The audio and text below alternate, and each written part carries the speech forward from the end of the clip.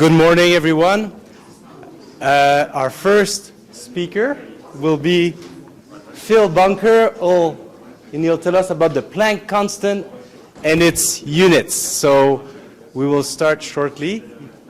He's just getting ready with two microphones, one for posterity and another one for you. And I think you're ready to go. Okay, righty-ho, settle down back there.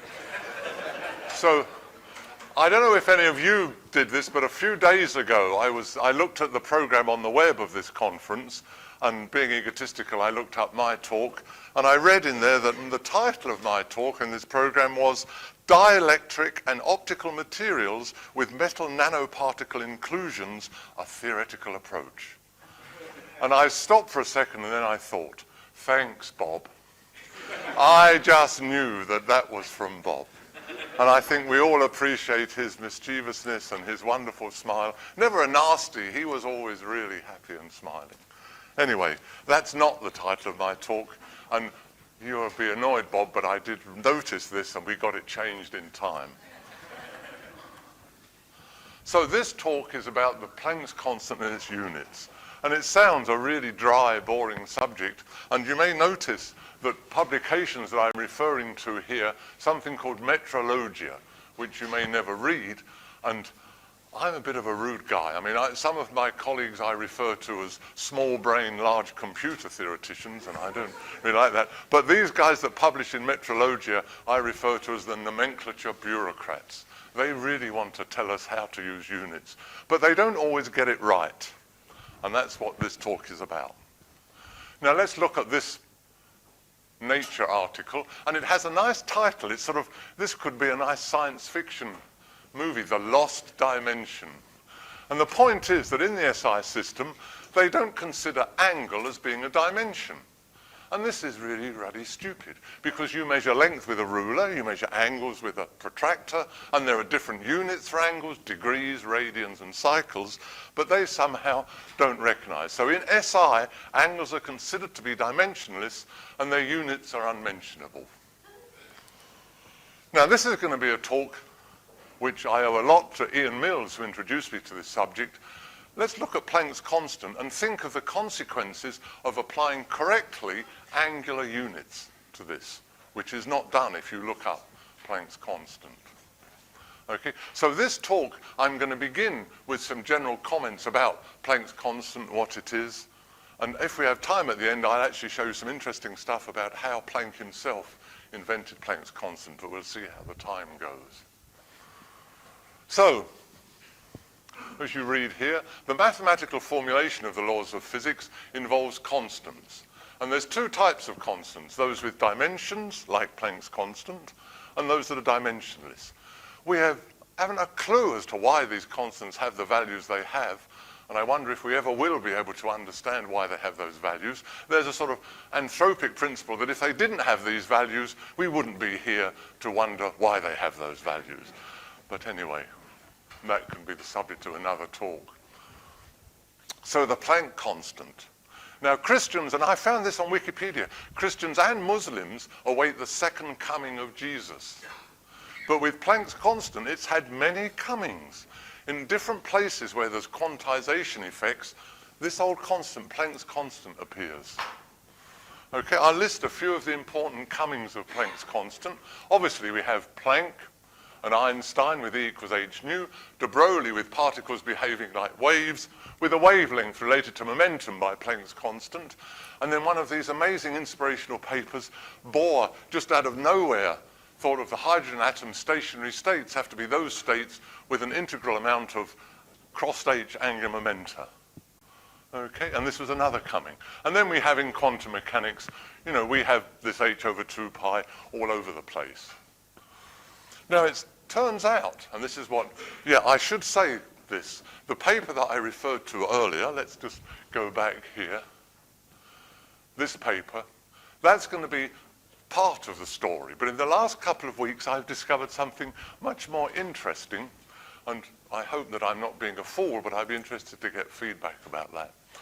But anyway, it doesn't have the same units in each coming. And that's made clear when you try to put angular units on Planck's constant.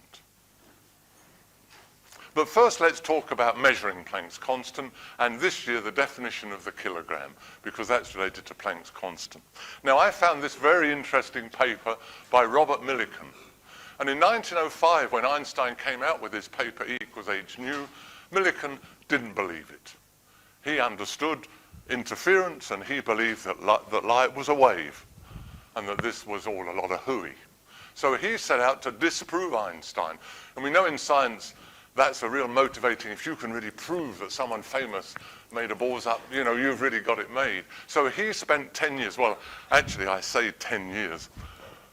He obviously, he didn't do experiments dressed like that. He must have had really good lab technicians do it. But for 10 years, he worked on trying to disprove Einstein. Now, maybe after Donna Strickland's talk, I don't need to explain the photoelectric effect, but I'll talk very briefly about it. We've got a surface, we shine radiation of long wavelength, low energy, and we don't get electrons off. As we increase the frequency, suddenly electrons come out, and as we increase the frequency more, their kinetic energy goes up linearly with the frequency.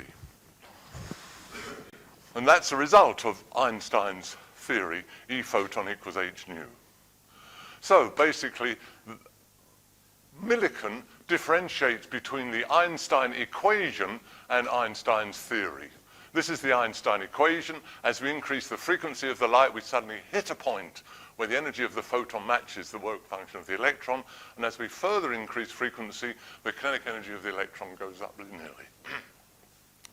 But the important thing here, the slope is Planck's constant. And it's the same for all materials. It's a really amazing prediction. I've repeated that here just to keep at the back of your mind. And Millikan's paper describes 10 years of work in which he used cleaned lithium and sodium surfaces in vacuo, and he illuminated it with 7 different mercury lines, running along here with wavelengths from 2399 to 5461, and he confirmed the Einstein equation. This. Okay, just empirically he got that. So what did he say? Towards the end of his paper, he writes, "Perhaps it is still too early to assert with absolute confidence the general and exact validity of the Einstein equation, but the semi-corpuscular theory," which is what he referred to as Einstein's theory of electromagnetic radiation, the semi-corpuscular theory by which Einstein arrived at his equation seems at present to be wholly untenable. And it's quite likely that Millikan on his deathbed still didn't believe Einstein. And at the end of the paper, in his summary, Einstein's photoelectric equation has been subjected to very searching tests, and it appears in every case to predict exactly the observed results. And here he gets his value of Planck's constant from the slope, and you can see units didn't bother him at all.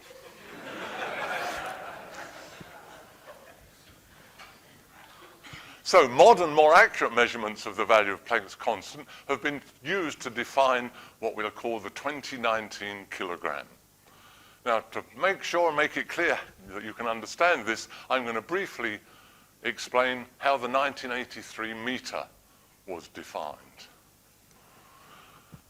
Now, we have to understand, this is an important aspect of this talk, so really concentrate and make sure you understand this. Quantity calculus, there's a nice book by Maxwell in which he introduces this concept. The value of the speed of light, as an example of application of this, consists of a numerical value and units. So here we have 2 different expressions for the value of the speed of light. They differ in their units, and you see they differ in the numerical values, obviously. This second one is loved by laser physicists because this is approximately the length of your foot, and your foot is one light nanosecond long, if you ever knew that. Now, we can do a kind of algebra with these expressions, and we can divide by the units and say the value of the speed of light divided by meters per second gives this numerical value. We can also say the value of the speed of light in centimeters per nanosecond has this numerical value. So is there anybody here who doesn't follow what's going on this? Oh, to Joel. I'll go through it again if you like. So here we come to the definition of the meter between 1967 and 1983. Now, in 1967, the second was defined based on the frequency of the cesium hyperfine transition, cesium clock.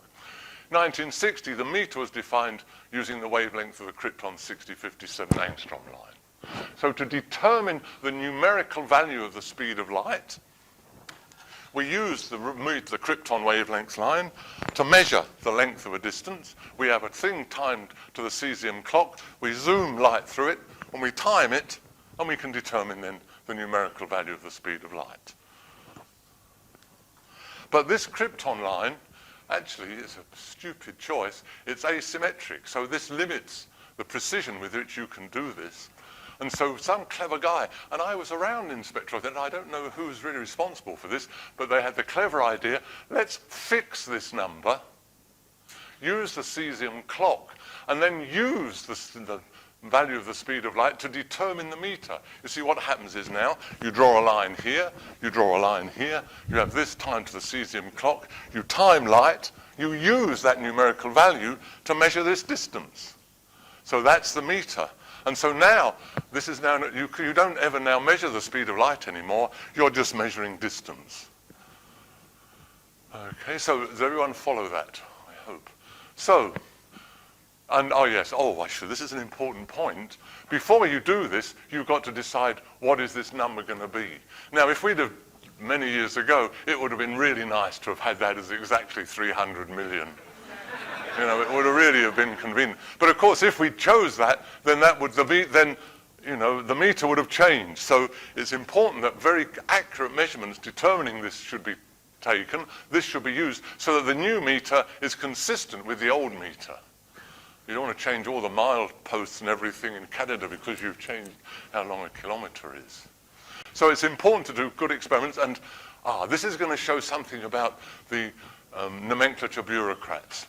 In 1972, Ken Evenson, they measured the wavelength and frequency using the krypton standard and the cesium clock of a line in the methane laser. And multiplying wavelength and frequency, they determined the speed of light. So 11 years later, the bureaucrats decided, and they had to have other experiments confirm Ken's result, that they chose this as the numerical value. I don't quite understand why they didn't choose 4, 5, 6 here, but anyway, they do it by fitting a whole lot of data, and we can look at that later. So that was the speed of light and how the numerical value of the speed of light was fixed, and that helped define our meter standard. And it's going to be the same with the Planck constant. Now, the kilogram, and this is really funny, isn't it? The kilogram is the weight of a lump of stuff kept in Paris in a bell jar. And when they made this, it was actually made in 1880, and then it took these bureaucrats 9 years to somehow agree that that was going to be it, I guess. It was ratified in 1989, and at that time, they made 5 copies of this weight, which were also kept in identical cylinders to that, and also many other copies that went all over the world. NRC, Canada, we got a couple of standard kilograms, and every lab in the world got a standard kilogram. And over the years, these were tested against, what is it called? This is called the International Prototype of the Kilogram, the IPK, this thing. And so over the years, all these secondary standards were compared with that primary standard. And in particular, the 5 official ones, their average value went up by 5 times 10 to the minus 8 kilogram in a century. Now, while I was at Ottawa, one of the guys in our spectroscopy group, I don't bother to give his name because at the moment I can't remember it, but anyway, he was in charge of Canada's kilogram. And he had to take it to Paris in 1989 to be compared with the one in Paris. And it was interesting. He had it in a special container, handcuffed to him, had a seat on the plane for the thing, and I guess, he didn't drink too much coffee on that trip, I guess. But anyway. So the point is, this is really an unsatisfactory state of affairs that we have this artifact. So what do? We now are going to define this as the numerical value of the Planck's constant. We've defined the meter and the second, and this leaves us with the kilogram. Now, I've already showed this. You see I've put units up here. And there are no angular units there, and you'll see that's a mistake, and we'll see later on how that comes in. So the effect of this is to define the kilogram, but first an accurate determination of Planck's constant has to be made. And the way the nomenclature bureaucrats work, this determination is made, they need two different methods to be used in several different laboratories around the world, and they all have to agree to within a certain standard. And I think there's a few parts in a billion, in 10 to the 9, is what they wanted. And there's two precise methods, X-ray crystal density and using a Kibble balance. And X-ray crystal density, to me, seems fantastic. You make a ball of pure 28 silicon that weighs exactly a kilogram, and it's perfectly spherical. This requires almost jeweler's state-of-the-art lens polishing things. And this is, you look up Wikipedia, this is the most spherical object ever made. And so several of these were made, and you can then get Avogadro's constant. They just count the number of silicons in this ball. Okay, you know the crystal structure, okay, and the volume. And then Avogadro's constant is related to Planck's constant by there's a lot of stuff that we know, and so that's it. I always like this picture because this guy, and rightly so, looks like a proud father with his nice silicon ball. So that's one way of determining Planck's constant. The other way is using a Kibble balance. Maybe you can't see this. This is normally in a big vacuum chamber, okay, but Barry Wood at Ottawa is has this kilogram, this Kibble balance, and that measures Planck's constant. It's a tricky business, but you have one of Ottawa's standard kilogram weights on one side, and you have a coil moving within a magnetic field, and in the course of the experiment you end up measuring a current and a voltage. And from using Josephson's effect and quantum Hall effect, you can relate that to the Planck's constant, and I'll give you the equations for that later on. And so this is Barry Wood's paper, okay, determination, and this in a sense is the last determination of the numerical value of the Planck's constant. In future, what it means is now they can go to the Kibble balance with an unknown mass, put it in, and then do what they do to measure Planck's constant, but we know it, and you can now determine that mass. And basically, these artifacts are still going to exist everywhere in the world, and they'll be used for all commercial applications, but just now and again, because this Kibble balance, there's not very many of them, it's a very complicated piece of apparatus. And now and again, the standard can be checked for what its weight is. Right. Yeah, and so that's what I've said. After fixing the numerical value, the Kibble balance will become an instrument for measuring absolute mass. Yeah, and we could check the mass of the kilogram artifact on a regular basis. Right, and so it's not just Planck's constant that gets fixed, these other dimension constants also get fixed. And the point is, this has to be done coherently because some of these other, this also involves the kilogram here, okay, defining the Kelvin. This also involves, the second, the ampere. So all of these are done in a gigantic least squares fit after lots of measurements are done all over the world. And these are now the fixed values of these constants. And the base units in SI, kilogram, ampere, Kelvin, degree, and the mole are defined now. And these are the base units in the International System of Units. There are 7 base units, while a kilogram, mass, and second as well. So now we're going to look into this units of Planck's constant, which is given here as joule second, okay, which is the unit of action, energy per time, in base units, kilogram meters squared, second to the -1. Right. So now back to quantity calculus, why it's important. So we've repeated now this one. So this is the thing that you all said you understand. Even Joel understands this. Now let's do something. This is still correct to do this, but this is not quantity calculus. We're going to call this, when we express the value of the speed of light in centimeters to nanosecond, we're going to use a different letter. This is still the value of the speed of light, so d equals c, or d is identical to c. But for certain bureaucratic reasons, we want to indicate the units in a simple way by choosing a different letter.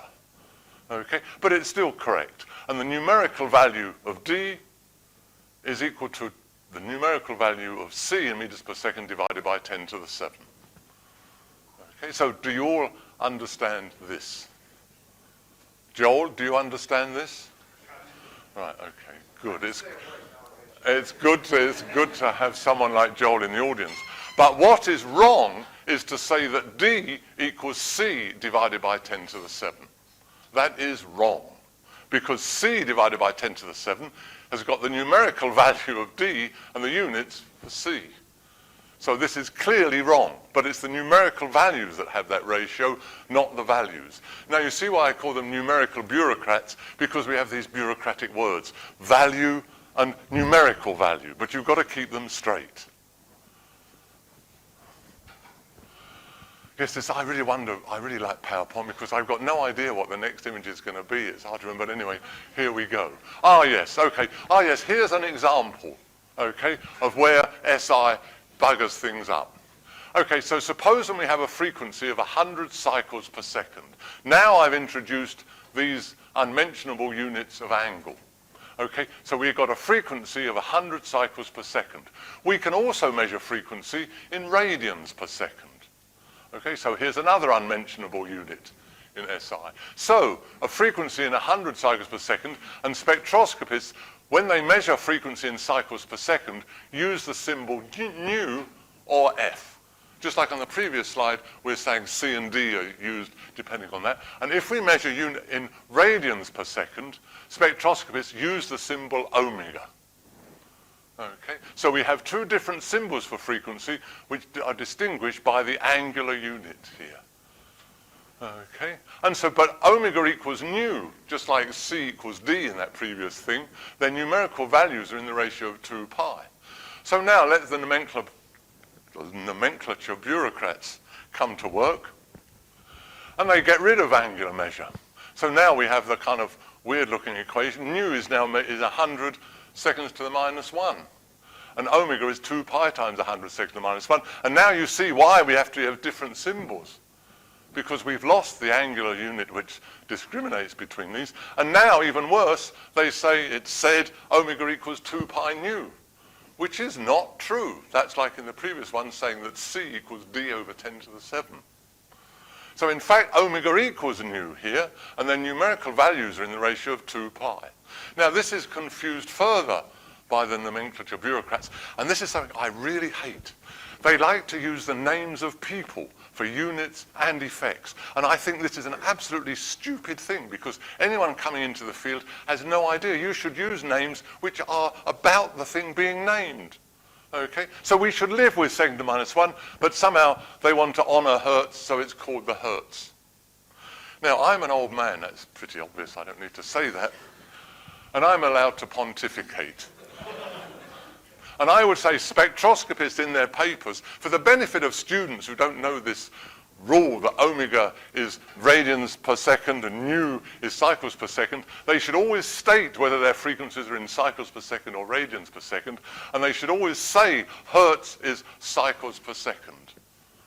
And I'm pleased to see in my books, at the time I was totally ignorant of all this stuff, we use cycles per second for Hertz, which is nice. Now, what comes next? Finally to the units of the Planck constant. Right. Now, we could just show this slide and go home. So we know that Planck's constant is given by this rather simple expression in terms of the mass of the electron, the velocity of light, the fine structure constant, and the Rydberg constant. So we can get the units of H. ME is in kilograms, C is in meters per second to the minus 1, and Rydberg is in wave numbers. Wave numbers is the reciprocal of wavelength. And the unit of wavelength is meter per cycle. And the unit of wave number is cycle per meter. Now, this is actually much more understandable as a unit. A wave number is cycles per meter. Okay? So when you put that in for the Rydberg, the units of H come out as joules second per cycle. And we can write this as joules over cycle per second or joules over Hertz, bearing in mind that Hertz are cycles per second. So this is the correct unit. This doesn't affect this definition of the kilogram because that's just an angular unit there. Right, so H has dimensions of action over angle. Okay, this is action over angle. Energy over frequency, and it turns out this also are the dimensions of angular momentum. right, now our paper that's in the literature, and which I'm going to develop on here. I have to stand back to see this. It's such a big screen. So we have E equals h nu. H is energy over frequency, therefore. Okay, H equals energy over frequency. The units then are of energy are joule, kilogram meters squared, second to the minus 2. Frequency, the units are radians per second or cycles per second. If we measure the frequency in cycles per second, then the units of the Planck's constant are joule for energy over cycle per second, which is just what we got out of looking at this expression relating Planck's constant to the Rydberg constant. We could measure frequency in radians per second, and then the units of H are joules over radians per second. Okay, so we have two different units that we can use for Planck's constant. So this is the numerical value of Planck's constant when we use these units. This is the numerical value when we use these units. Now I'm stop here. Make sure you all understand. Does anyone disagree? Joel, you're a really disagreeable sort of guy. Do you disagree? I'm still on 100 centimeters in seconds here. Right, so the numerical value of Planck's constant in joule seconds per radian, which is this one, is equal to the numerical value of Planck's constant in joule second per cycle divided by 2 pi, because 2 pi converts from radians to cycles.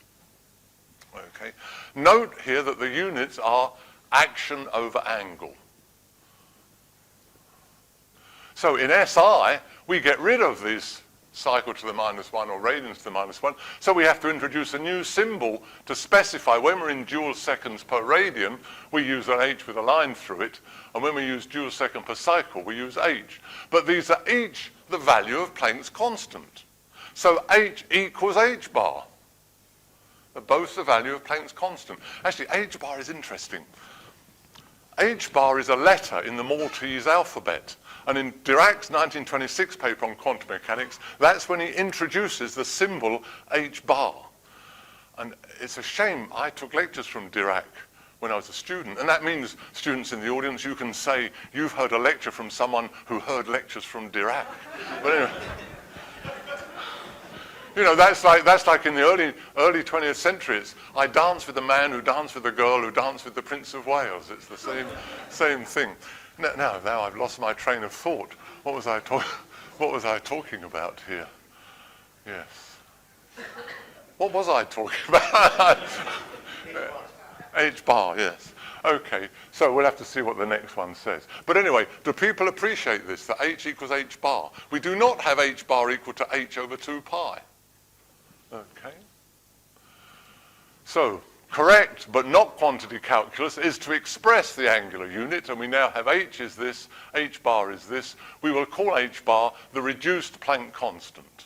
H equals H bar, they have different units, and their numerical values in the ratio of 2 pi. So this is the summary of this paper that I published with Mills and Jensen. And also it agrees with the paper by Moore and Phillips. I'm not sure if in their paper they say H equals H bar, but they certainly, even though they're nomenclature bureaucrats, they're on the right side. They want angular units to be included here, and there they give the units of H and H bar. So, here we go. Let's go through now some of the comings of Planck's constant. So E equals H nu, okay? So the H is energy over frequency, so this is joules over cycles per second, joules second per cycle, the Planck constant here. De Broglie has H equal momentum over wavelength. Momentum, kilogram is, mass, velocity, kilogram meter per second, times wavelength. Wavelength is meters per cycle. So this Planck's constant is the same as that Planck's constant, and it has units of joule second per cycle. The angular momentum, in quotes, called H over 2 pi, H bar is the quantization constant for angular momentum, and it's in joule seconds per radian. And again, H equals H bar, they're in different units, and their numerical values are in the ratio of 2 pi. Right, but quantum mechanics gives rise to the coming of another variety of Planck's constant with different units. And this is the bit now that I've figured out in the last couple of weeks. I find it very interesting, but maybe I'm missing something and I'm a real fool, so I'd be pleased to get feedback even from Joel on this. Now, in Dirac's book, and he's another one like Bohr that somehow can just invent things from thin air, he knows classical mechanics, and there's something called the Poisson bracket in classical mechanics, and he figures, can I think of a quantum analog to a Poisson bracket? And he develops equations, and he ends up with an equation with a commutator. And there's a constant in this equation, which he can show to be real, and he says, oh well, we'll call this constant h bar. And then he says the following. H bar is a new universal constant. It has the dimensions of action. Action is joule seconds. Okay? He says, and this is actually a bit funny, in order that the theory may agree with the experiment, I suppose he means the wavelength of the Balmer lines or something, we must take cross H equal to h over 2 pi, but that's nonsense. H has different dimensions to action, so it can't be h over 2 pi. So we have this situation. And I've repeated, Heisenberg, Schrödinger, and Dirac all have these equations which I trust you're all familiar with. And let's look at the dimensions here. d dt is second to the minus 1. This is joules. So this has to have dimensions of action. Over here, this is mass, this is meters to the minus 1. Okay, this is kilograms meters second to the minus 1. This is momentum. So therefore, this has units of action. So this Planck's constant is different from this Planck's constant. Okay, and we're going to call this the Planck constant of action. Now, the Kibble balance, as you'll see, has determined that this has the same numerical value as the Planck constant to within 1 part in 10 to the 9. And maybe there's some theory which I'm missing, which is why they are the same, why they have the same numerical constant. So we can summarize. Planck, Einstein, de Broglie Planck's constant, when involved in E equals h nu, momentum equals h over lambda, is this. Angular momentum brings in the reduced Planck constant with different units, but a numerical value differing in the ratio of 2 pi. The von Klitzing constant, which we come to when we look at the Kibble balance, involves the Planck constant of action. This has to be, because this has to be in ohms, this is in ampere seconds, so that has to be in joule seconds. And the Planck constant of action has the same numerical value as Planck's constant, but it doesn't have the same units when you think about angular units. And finally, the reduced Planck constant of action, which now this truly is HA over 2 pi because they have the same units. But this is what is often referred to in the literature as the Dirac constant. Okay?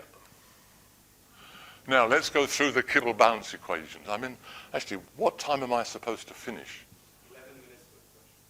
But when do I supposed to finish? Pretty soon, I guess. At 10. Okay, good. So in the Kibble balance, we measure a voltage and we measure a current.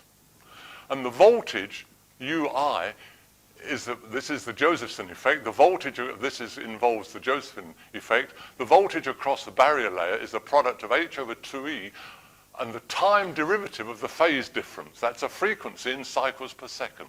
So the Josephson effect allows you to go from voltage to frequency using Planck's constant. And so this Planck's constant here has to be in units of joules per second per cycle for this all to come out with a voltage. Okay, just simply looking at the units here, or dimensions, this h involved in the Josephson effect has to be the Planck constant. When you measure current, you use the quantum Hall effect, which involves this von Klitzing constant, Rk. This has to involve the Planck constant of action, Ha, in joule seconds, so that this is in ohms. And we end up now with the current is expressed as a voltage over this von Klitzing constant. The voltage is converted to a frequency using the Josephson effect. This is the von Klitzing constant. This is now H over HA times the frequency. So the units of I that's measured in the Kibble balance are given H over HA times this. And this now, H over HI, is very interesting. This ratio, and I've put a 1 here, that's a mistake. That should be 1.00000. This is not an integer. Okay? So, or H over HA is 1 cycle to the minus 1. And so Planck's constant in the Kibble balance is given by this expression involving the ratio of those two different Planck constants, which differ in the units because of angle. And this has to be, since this Planck constant comes out in joules seconds per cycle. The alternative way of determining Planck's constant is from the Avogadro constant, and if we look at the units here, we determine that this is in joules second per cycle in the X-ray crystal density. Now I have a little bit of time left. Do I? Okay. So it's very interesting to look at how Planck got his constant, and I think, maybe in keeping with many of you, I never really quite understood what the hell he did. Okay, so at the end of the 19th century, people were measuring the intensity of black body radiation as a function of wavelength. Okay, so we can see, and as a function of temperature. 5,000 degrees is roughly the temperature of the sun, so the sun's black body radiation peaks in the visible. Now, classical theory, equipartition of energy among all oscillators, has what's called the ultraviolet catastrophe. It says that this should go up inversely as the fourth power of the wavelength. Clearly, that's a lot of garbage. So these experiments were partly done by Wien, and he generated a nice empirical expression. You can see, you want an expression for something that goes up and down, but is unsymmetrical and tails off. So it's sort of pretty obvious that an expression like this will work. And so he did this and he fitted this. He had no idea what B or A meant, but anyway, he could do an empirical fit. But at the end of the century, in a lab in Berlin, there were two groups. It's just a bit strange. There's two groups, both in the same lab. They took these measurements to much longer wavelengths. And they found that it really, at longer wavelengths, it fitted this expression. This does not go to that value at longer wavelengths, and it undershoots. Okay, it's not big enough. So Planck looked at this, and this doesn't seem you don't have to be a genius to do this. He thought, why don't I just subtract 1 from this denominator? And when you do that, it fits. Okay, so he did that, and he published this paper in October 1900. It's purely an empirical fit. You can see this is the undershooting of Wien's numbers, and this is experiment. And he just put a -1 there, and it fits. Okay? And there's on Wikipedia, he had lunch with, I think, one of the guys that measured it, and he had this expression. And then he really scratched his head. What the hell's going on here? How can I get this? And so he decided that if you figured out that there wasn't this equipartition of energy, that there were oscillators, quantized energy given by E equals h nu, this leads to this Planck distribution function. And this leads to values for these constants, and we get C prime over lambda t, h nu over kt, which we understand. And you can now see why subtracting 1 from this was such a good idea, because at very long wavelengths, this exponential is just 1 plus that subject. You can neglect the higher terms. So 1 plus this -1 means that the denominator becomes just this, and so this lambda goes up there and changes it to lambda to the -4, and you get the classical expression at long wavelengths. Okay. And this is his paper, published October, 2 months after he'd got the empirical fit. It's not very clear, but there's 2 nice things here. First, he's got a value for Planck's constant, and he actually has units, but he doesn't put cycles in there, unfortunately. But the interesting thing is, he didn't think much of E equals h nu. He didn't even number the equation. He thought this was just some sort of fuddy business that it's like, I think the analogy he uses, when you buy butter in a shop, you buy it in the pound, but butter itself is continuous. So he didn't think much of E equals h nu, but along comes Einstein. Now, Donna Strickland, obviously she's not here, she just comes, gives the talk and pushes off. But anyway, these are the pictures one should show when you talk about Einstein. Scientists are regular guys, hard-working guys, not silly eccentrics and old men who stick out their tongues. No, I'm being serious here. This is how Einstein looked when he did his important research. Okay? And his paper, inventing photons, if you like, on a heuristic viewpoint concerning the production and transformation of light. And this is what Dan Klempner says about Einstein's paper, and you should listen to this. Planck's theory endowed Planck's quantum hypothesis with physical reality. So you didn't understand Planck? Well, there you go. The oscillators for which Planck proposed energy quantization were fictitious, and his theory for black body radiation lacked obvious physical consequences. Take that. But the radiation theory for which Einstein proposed energy quantization was real, and his theory had immediate physical consequences. That's the end. Thank you.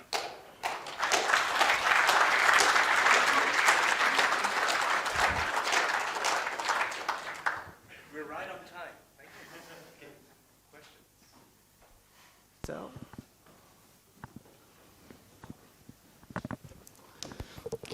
I think this was absolutely beautiful talk. I think. It's not meant to No, be a it's microphone. just. It's not So meant let to me be a talk mic. louder. Let me talk louder. You have to speak loud. Right. Just like last night. Okay. So I think it was absolutely beautiful talk. I think it rings like a bell, and I can tell you something in my teaching. Whenever I need to convert to wave numbers, I have to look at my notes. Where did the bloody factors of 2 pi go? Because I don't understand it all. Yeah. Luckily, my students never ask about it. There is something else that I would like to say, because I think the last part of your talk, I'm going to make an analogy, which is far-stretched, but it's, if you look at this whole, how Einstein got to general relativity, it was this funny business, inertial mass is equal to gravitational mass.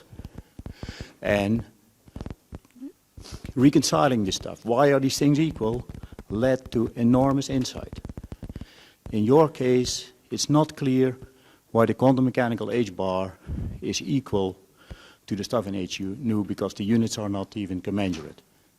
And so, is there, I have no idea, but I'm just putting out the analogy. Maybe there's something deep. Well, the thing is this, the fact that Planck's constant of action has the same numerical value as Planck's constant, I don't understand that at all. Right, and you said 1.000. Yeah, I mean, it's good because the Kibble balance and X-ray crystal density agree, so it means they must be equal to within which the precision that we can measure them.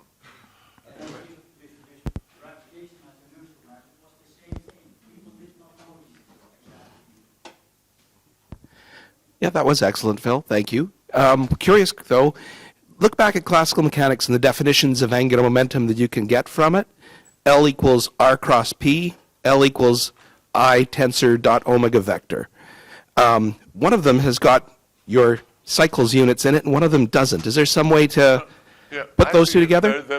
Moore and Phillips have studied this there's a metrology paper. I can give you a reference. They've looked carefully at how you get the units of angular momentum, and and it comes as joules second per radian, and that's the units that you get. But it needs a careful analysis. It's not obvious.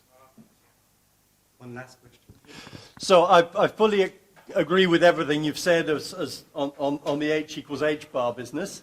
The problem is what the solution should be. And as far as spectroscopy and the like are concerned, it kind of works to define, to fix it by saying that Hertz is cycles per second. The problem with that is that in other fields, people use Hertz for counts per second, for things that are genuinely discrete. I didn't know that. And that doesn't work in terms of the differential equations that you get. Because the only natural unit of angle, as far as Taylor series and such are concerned, are radians. Yes. And so you have a real problem if you then start using Hertz for that quantity. Well, you'll make all the literature where they use Hertz as for counts per second incorrect. Yes. So it's Well, really maybe hard to as fix. spectroscopists we shouldn't worry about that. Okay, thank you. Because Let's thank you. Phil But it's again the for- H equals H action which I'm really the most interested in. So you had some comment? One other quick point. Oh. The black body also has units problems. And you remember the letter that I showed from Bob Leroy last night? The first question he had on my paper that was in Advances in Chemical Physics, the first question that he had was this factor of nu to the fifth. Where does that come from? And it all has to do with the different units in which we express the black body distribution. Quanta per unit wavelength interval, quanta per unit frequency interval, energy per unit. You're right, the units are really tricky in that black body. Okay. Okay, thank you again, Phil. Excellent. Actually, I should say a word before the next speaker. I got advice as a youngster giving talks at conferences that you should never go on after the performing seal. It's an old book, so here we are.